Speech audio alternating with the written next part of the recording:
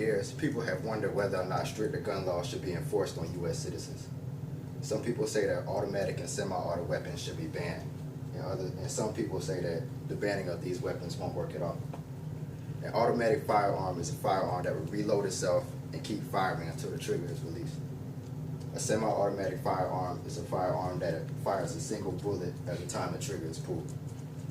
These are two of the main weapons used in mass shootings, like in the Aurora movie theater in 2012, where the killer attacked the victims with the AR-15 assault rifle.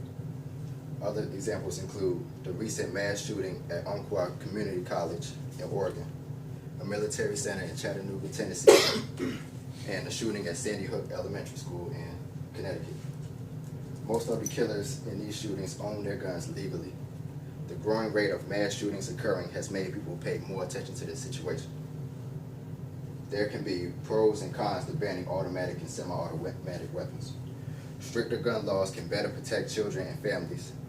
Better background checks can more effectively keep guns out of the hands of people who don't need to have possession of one.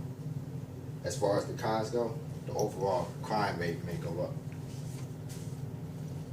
First, stricter gun laws can better protect children and families, according to Karen Ritter, former news producer for KSNW TV in Wichita.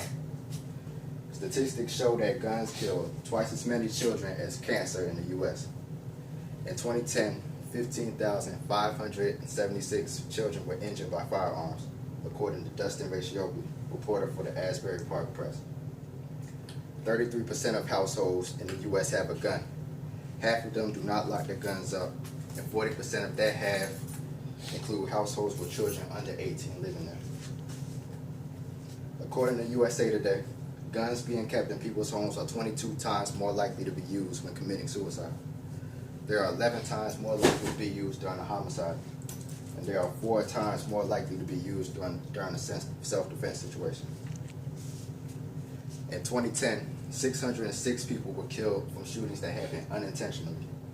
Based on data from 16 states, 65% of unintentional shooting deaths occur in their homes. The most common cause of these unintentional shootings was because the victims were playing with the gun. If gun laws were stricter, there would be less people owning guns in their homes, and therefore shooting incidents would decrease. Second, background checks can prevent people who shouldn't have guns from owning them. Many of the people who committed mass shootings had some sort of mental problem going on when they did it. According to reports, around 60% of mass shootings done in the U.S. since 1970 were done by people who showed symptoms of acute paranoia, delusions, and depression before committing these crimes. Adam Lanza, the Sandy Hook Elementary School shooter, was classified as an undiagnosed schizophrenic. Lanza used a Bushmaster .223 caliber model XM rifle to kill 20 children and 6 adults. Jared Loughner shot U.S. Congresswoman Gabrielle Giffords and 6 other people in Tucson, Arizona. His classmates said they felt unsafe around him. The students claimed that he would laugh randomly and loudly at non-events a few weeks before the shooting. He used a 9mm Glock pistol to do the shooting. James Holmes was also a schizophrenic.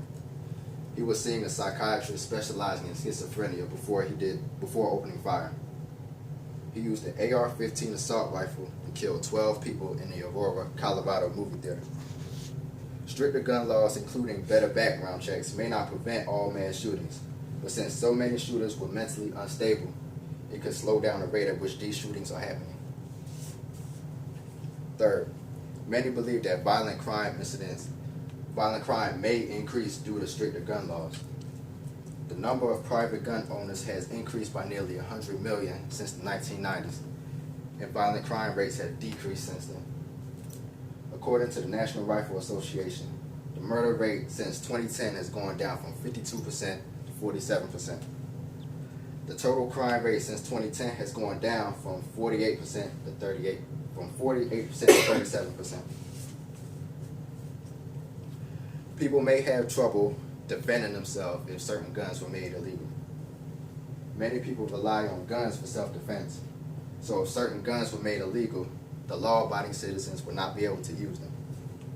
If criminals tried to break in someone's house with illegal guns in possession, and the homeowner didn't have a gun to defend him or herself with, it will not be a fair fight and somebody may get seriously hurt. Residents in Chicago's South Side are already struggling to defend themselves because most of the population lives in poverty, and it already costs over $600 just to get a concealed carry permit. Self-defense would be one of the biggest issues if guns were made illegal. There are many good things that could come out of stricter gun laws. They can provide a safer environment for children and families. If the stricter gun laws included more thorough background checks, there would be less criminally insane people to commit mass shootings. Violent crimes may still increase though, because many people will not be able to effectively defend themselves against criminals. Overall, this has been something important to debate about in the U.S.